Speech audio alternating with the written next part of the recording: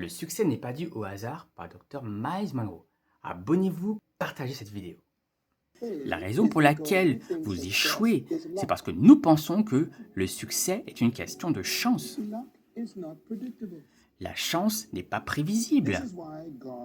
C'est pourquoi Dieu déteste le hasard. Vous êtes trop précieux pour vivre au hasard. Votre vie n'est pas un jeu.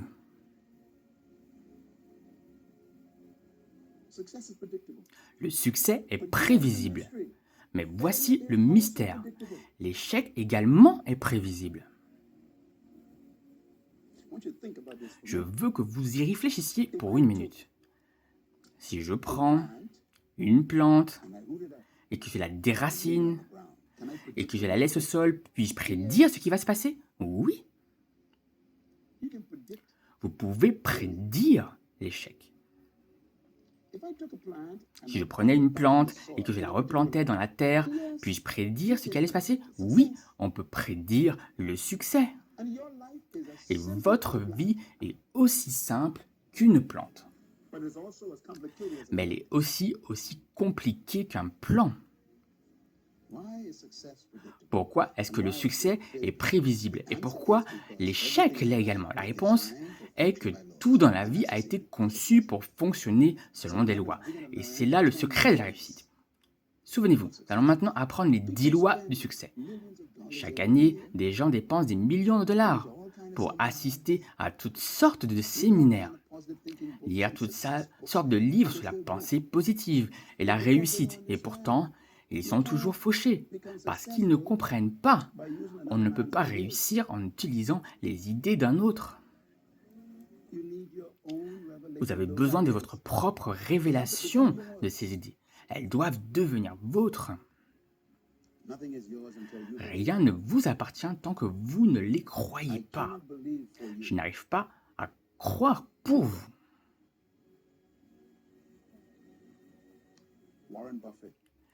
Le milliardaire Warren Buffett, je l'ai rencontré une fois.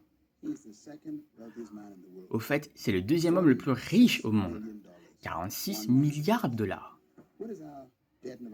Quelle est notre dette aux Bahamas? 1,5. Ce type pourrait rembourser notre dette avec de la monnaie. Bill Gates est de nouveau le numéro 1.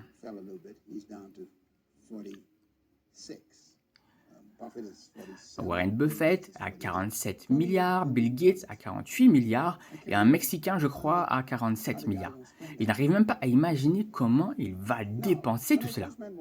Maintenant, lorsque j'ai rencontré Warren Buffett pour la première fois, il vivait à Omaha, dans le Nebraska, et il devait prendre la parole dans l'une de nos églises. Nous nous sommes rencontrés dans un restaurant. Il portait un short sans chaussettes. Il portait donc le vêtement typique des Bahamas. Des chaussures en cuir. Des cravates à motif de serpent. Et il ne voulait parler à personne. Il était si humble, oh mon Dieu, qu'il est venu acheter de la glace. L'homme le plus riche du monde. Chaque fois que vous rencontrez quelqu'un qui a réussi, vous ne cessez de lui poser des questions. Donc, je savais exactement ce que je devais faire. J'ai commencé à poser des questions. Et ses réponses étaient les mêmes choses que je savais déjà. Ce qui signifie qu'il n'y a pas de loi supplémentaire. Donc, je vais donc vous enseigner les lois. Dans la vie, tout est régi par des lois. Et cela nous amène au numéro 5. Les lois rendent la vie prévisible. Donc si je plante une graine et que je la pose sur le dalle du hall, qu'est-ce qui va se passer? Rien du tout. Je vais prier, il n'y a pas besoin de révélation, aucune prophétie ne se réalisera. Si je pose une graine sur une dalle en béton. Donc, même si je prophétise, qu'est-ce que je suis en train de faire? Je suis en train de violer les lois. Donc c'est prévisible. Donc, où que vous en soyez maintenant dans votre vie, c'est forcément le résultat des lois que vous ignorez.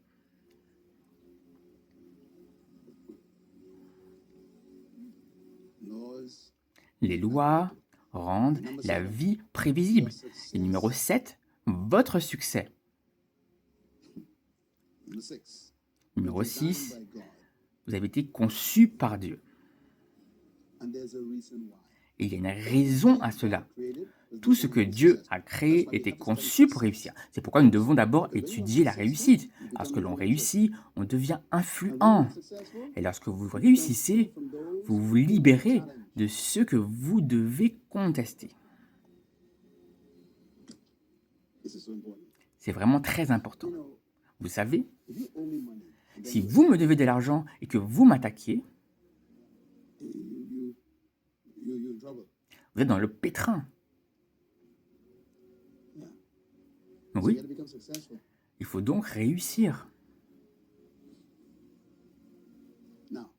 Maintenant, la grande question, pourquoi Dieu vous crée-t-il pour que vous réussissiez? La réponse se trouve dans le numéro 7, car votre succès est bon pour Dieu. Le succès dans la création n'est pas bon pour la création. Quand une plante provient d'une graine d'arbre, quand elle provient d'une graine, cela n'est pas vraiment pour la plante, c'est pour le créateur. Une fois le concept assimilé, le succès d'un produit n'est pas bon pour le produit lui-même, mais bon pour le fabricant de ce produit. Est-ce que vous comprenez? Vous réfléchissez?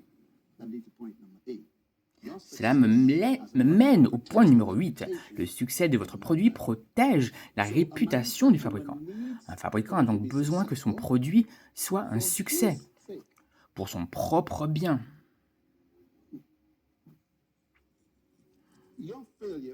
Votre échec embarrassera le fabricant, donc Dieu.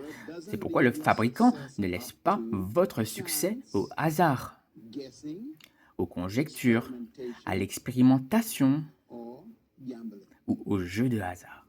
Le fabricant intègre des règles de fonctionnement pour que vous n'ayez même pas à y penser. Oh là là. Car il a besoin de votre succès pour protéger sa réputation. Dieu a besoin de votre réussite pour protéger sa gloire. Est-ce que nous avons ici un iPad? Je suppose que c'est un Apple. Oui, c'est un Apple. Vous remarquerez que j'ai utilisé le nom, n'est-ce pas? Pomme. Apple a son logo dessus, n'est-ce pas? Cela s'appelle une image. Notez cela. Un logo est une image.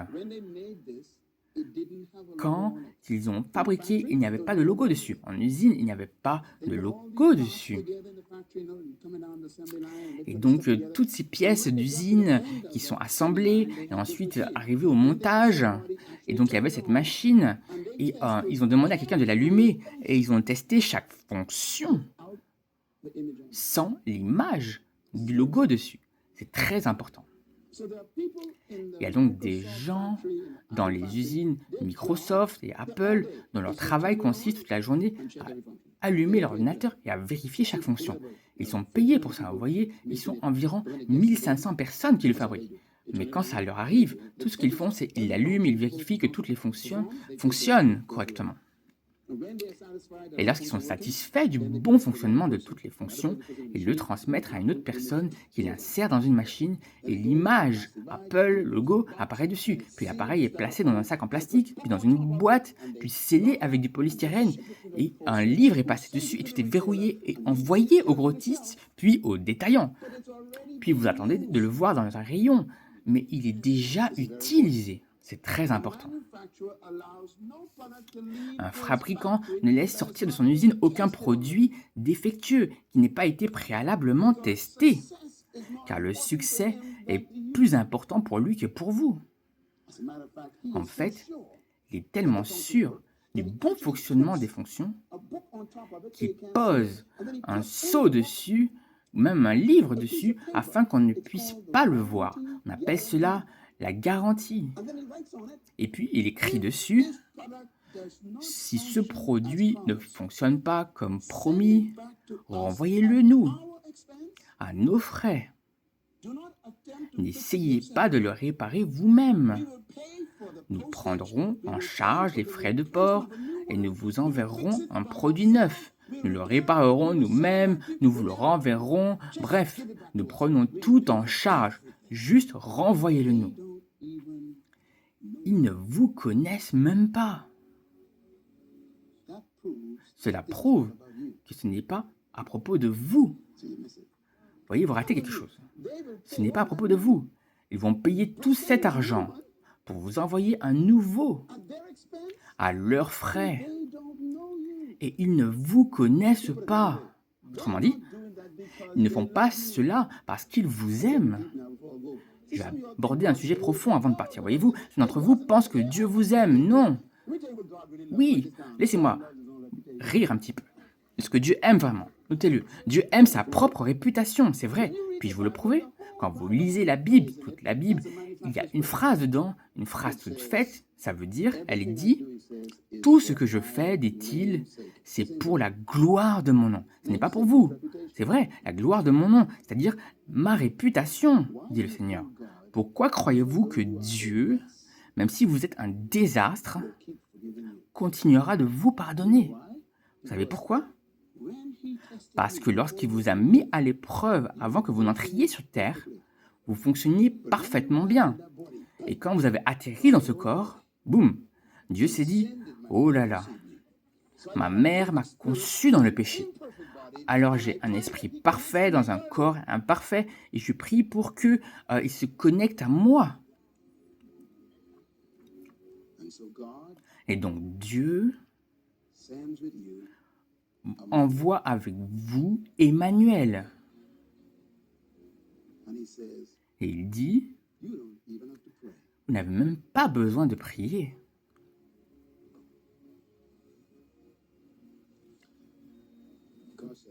Dieu dit, Josué, j'ai quelques suggestions pour toi. Tu as 1 million de personnes à gérer. Et tu sembles être un homme intelligent. Il dit, mais j'ai un petit secret pour toi. Il dit, si tu respectes mes lois, si tu obéis à mes commandements, si tu ne t'en détournes ni à droite, ni à gauche, médite-y jour et nuit. Intègre-le à ton être, à ton système. Et il dit, je te garantis que tu réussiras et tu auras du succès. Le succès, ça ne dépend pas de Dieu.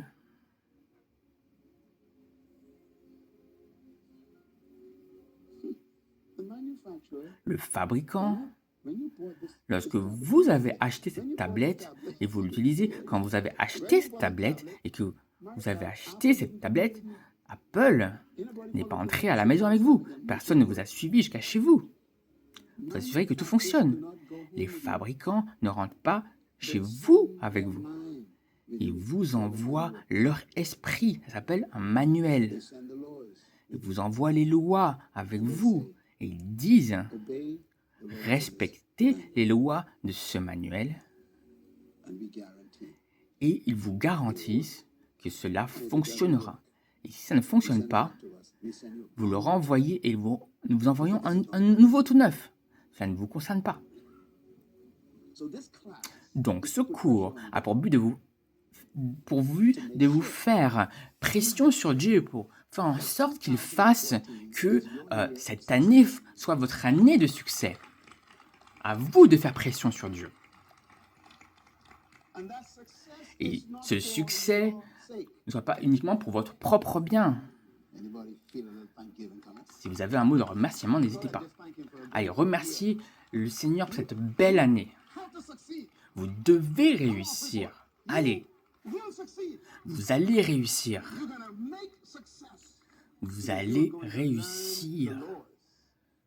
Parce que vous allez apprendre les lois. Et vous allez construire un avenir prospère. Donc, moi, laissez-moi vous donner un dernier mot. Ok. Le succès d'un produit protège la réputation du fabricant. Et le deuxième point, le succès n'est pas le but. C'est très important. Vous ne poursuivez pas le succès. C'est pourquoi la plupart des gens qui essayent de réussir n'y parviennent pas. Le succès est le fruit, le résultat du respect respect de la loi. Je vous donne un exemple. Si je vous donne un noyau de mangue, et dans ce noyau de mangue se trouve un manguier, n'est-ce pas? Et sur cet arbre, il y a des mangues, mais ils sont tous contenus dans cette